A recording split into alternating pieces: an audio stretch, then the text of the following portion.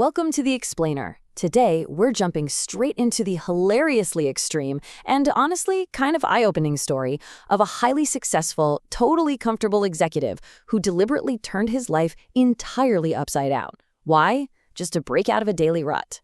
So what actually happens when you invite a Navy SEAL maniac to live with you for a full month? Well, picture this.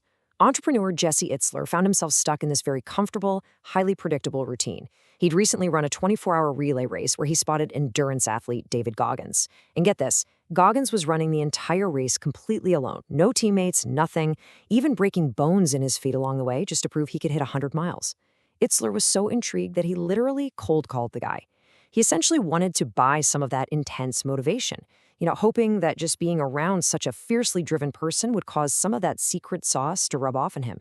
And hey, if you're crazy enough to ask, it turns out David Goggins is crazy enough to show up.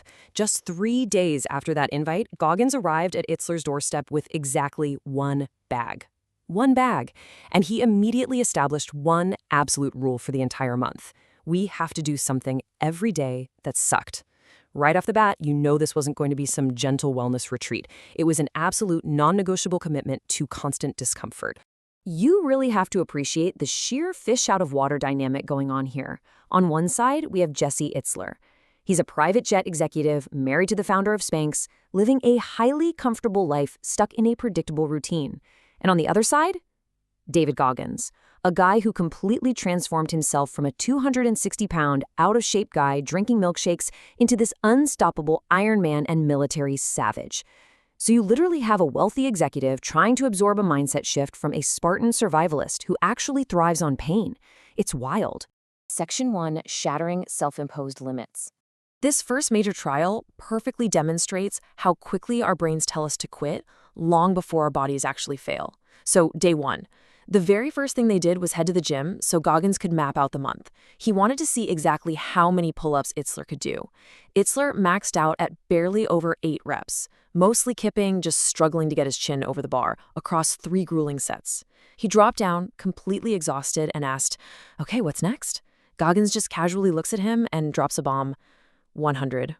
He told Itzler they weren't leaving the gym until he did exactly 100 more pull-ups. Right then, right there. Now, Itzler thought it was physically impossible. I mean, he figured he had maybe 7 to 10 pull-ups left in his entire body, max. But Goggins told him, "I already know what your biggest problem is. The limitations you're putting on yourself are self-imposed. Get back on the bar." And so here is the absolute craziest part. He actually did it. Over the course of the next 2 hours, Itzler completed the task. It was his first profound realization that he was about to go to a place mentally and physically that he had never ever been before. Section 2, Embracing Extreme Elements. Now, they took this core philosophy of discomfort and moved it entirely out of the safe, controlled environment of a gym. Just imagine this for a second. You're sitting on your comfortable couch in Connecticut, and suddenly the local emergency broadcast system flashes this exact warning across your television screen. Freezing rain, icy conditions, high winds, stay inside. The TV is literally beeping, warning the whole community to take shelter. And what does Goggins do? He looks at the TV and says, "This is amazing, let's go for a run." They actually went out and ran 10 miles in a literal blizzard, doing the exact opposite of what the safety warnings advised. But wait, the run wasn't the end of it. They lived right on a lake, and when they got back, some local kids had been playing hockey on the ice. Goggins cleared the snow off, grabbed a literal boulder, and smashed a hole right into the frozen water. He jumped in, just bathing in the freezing water, and then pointed for Itzler to join him. Itzler actually had to bear crawl out of the ice so his skin wouldn't stick to it like the kid's tongue in A Christmas Story. As Itzler is sprinting back into the house, his wife looked at Goggins and, understandably, asked this very logical question: what is the medical benefit of jumping into a frozen lake? Goggins just plainly admitted to her that there was zero medical benefit. Zero. He told her, "I want to see how far he's willing to go to get to his goals." It wasn't about muscle recovery or circulation or any of that. It was entirely a psychological test to see what Itzler was willing to endure. This was exactly the kind of madness Itzler signed up for. Section 3, Testing Physical Endurance. As the 30 days went on, the physical trials didn't just stay weird. They escalated into these mind-bending feats of endurance that would break a normal person's spirit entirely. Take the infamous 4x4x48 challenge, for example. Goggins woke Itzler up at midnight to begin this punishing, drone-like routine. The steps are just brutal. Run 4 miles, rest for 3 hours and 20 minutes, and repeat this cycle for 48 hours straight. And remember, Itzler still had his normal day job to do. He told Goggins he had to go to work, and Goggins simply replied, "No, you don't. You can work in 48 hours." This constant pushing eventually built up to the only time in the entire month Goggins actually gave him a pass. It was the steam room test. They go into the super hot eucalyptus steam room. The plan? Stay in for 30 minutes with only 8 ounces of water. Okay, so by minute 8, Itzler has already chugged all his water. By minute 19, he's sitting in the corner getting practically cooked and feeling like he's about to pass out. So he bolts for the door. When Goggins storms out and looks at him, he realizes Itzler legitimately looks like he's going to die. Minute 20, abort mission. And that, ladies and gentlemen, was the one and only time Itzler was allowed to quit. Section 4. Integrating the madness.